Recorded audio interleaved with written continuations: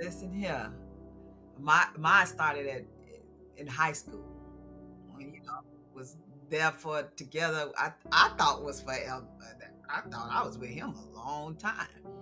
Had two of my oldest kids are from him, and I thought it was everything because he brought me some fries from McDonald's.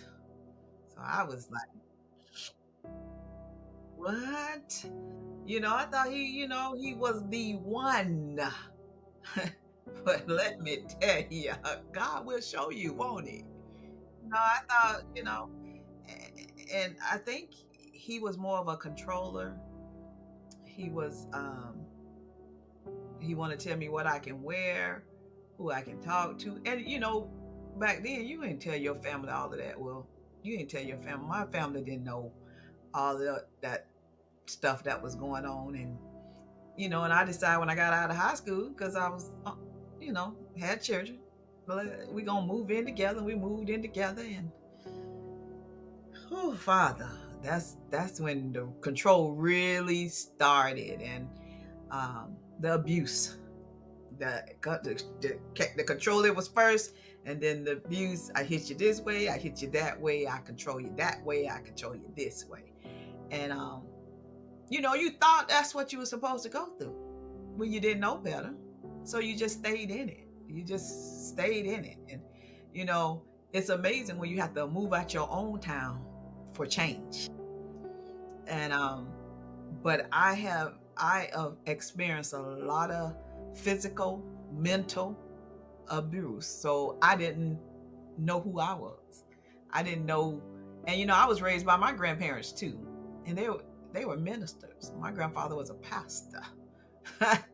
and and I still went through pain. And he's dead now. My grandfather's dead. And I remember one day y'all know, because everybody got it in their neighborhood. And I like y'all live in them people neighborhood. When you was raised up, you lived in them other people neighborhood. And it was a party street where everybody stood out on the street, right? Everybody stood out on the street, and everybody, they out there pond. I call myself get mad. I'm gonna go hang out with my friends. Next thing, one of the guys asked me to my, oh, where's baby daddy's? And I said, I don't know. I don't go with him no more. Next thing that car said, right in front where I was. And I was like, he said, I just asked you where you was. And I was like, running around them people car. They talking about, Rhonda, get in the car. I said, because he gonna break your window.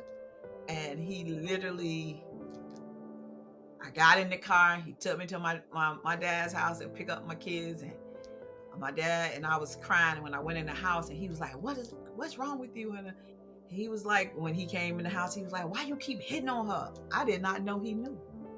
And he says, what if she hit on you? And he was like, that have shocked him. And right then I knew he knew I was afraid of him.